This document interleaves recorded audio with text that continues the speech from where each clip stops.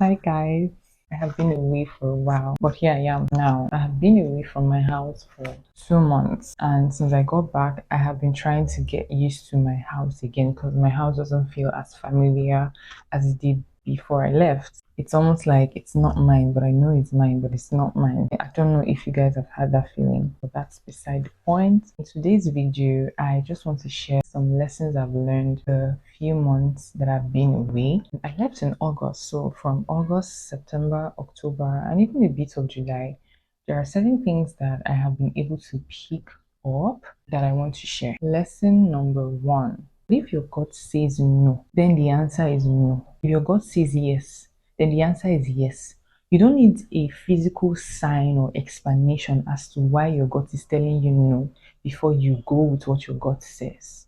And if you're a child of God, you know that your gut is actually the Holy Spirit, and the Holy Spirit does not lie. 4 months or 5 months down the line, you suddenly realize the reason why, or even in a shorter duration of time.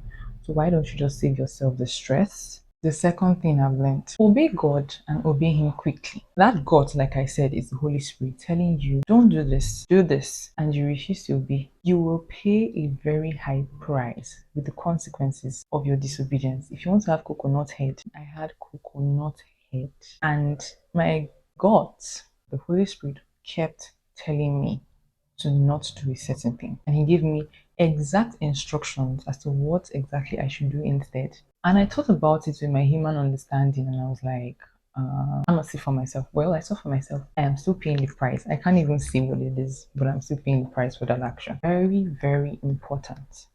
If you're being hosted by a person in their house, do not go by the number of days, weeks, or months that they are offering you. Go by their countenance. It doesn't matter if they're offering you 8 days to stay in their house. If at the second day their countenance is showing that they're uncomfortable with you being in the house, that's your cue to leave. Another lesson I learned is that I think I need to close this door. A friend that blows hot and cold should not confuse you. That is not your friend. No matter what you do, when you are going to another person's house or you are being hosted in another person's space, pack a small bag. Pack a small bag. If you're anything like me, when you're done packing your small bag, look at the bag and reduce it some more.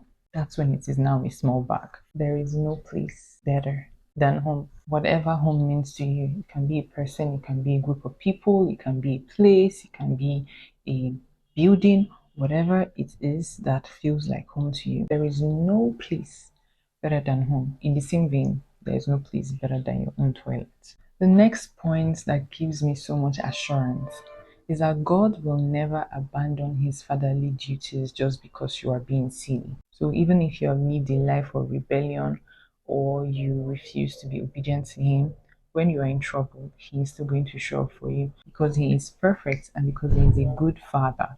And he's not going to change his nature just because you are being a silly Billy.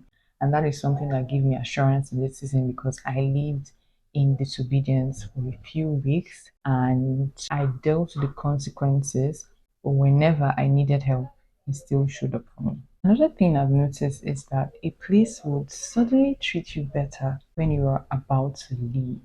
But just because it's treating you better does not mean that you should stay.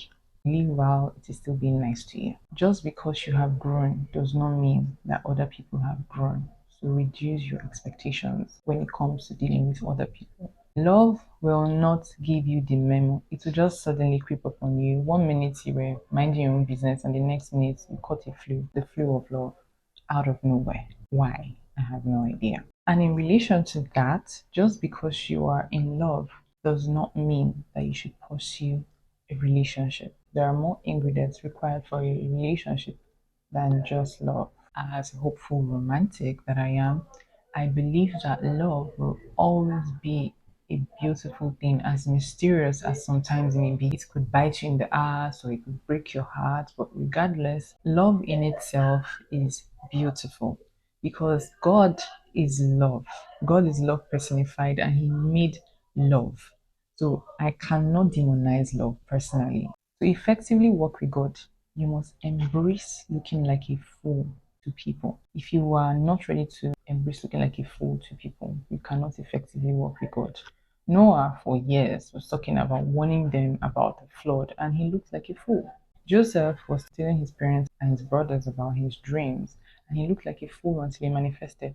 Sometimes people will not understand until like years down the line, and you can't be waiting for them to understand. When Abraham had to suddenly leave his father's house at 75 years old with his wife to no place in particular, just a place that God would suddenly show him. Of course, in his brethren and his family members, he looked cray cray. But you had to do it. You have to embrace looking like a fool if you want to effectively work with God. Sometimes He makes promises and it looks like it's taking so long.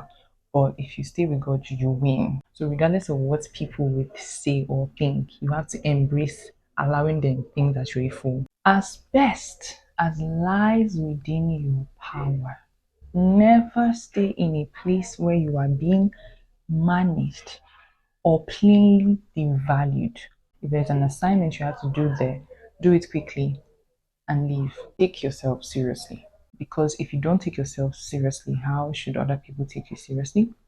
Another one, DJ Khaled. Just because there is mass indulgence in an activity does not make it the right thing for you to do. Everybody is doing it does not mean that it will work for you. People might be going to the left, but you are supposed to be going to the right. And even though no one is going to the right is still your own path. You can find friendships at any age and in any place, and they can mean more to you and love you even more than the people you have known in the past. Regardless of multiple voices, stick to the last instruction that you heard God tell you.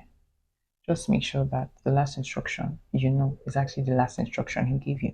Know your why and make your ridiculous decisions. People don't have to understand. I know I've said it before, but I had to buttress it again. And lastly, it may hurt now, but it will not hurt forever. If you're being intentional about your healing, you will heal and it will stop hurting. And you might be left with scars, but those scars will be a reminder of where you have been. And it will also be some kind of lesson that you have learned that has made you a better and wiser person. I hope this video was helpful, or at least you can resonate with some of the lessons I've shared. And until next time, I love you guys. Bye.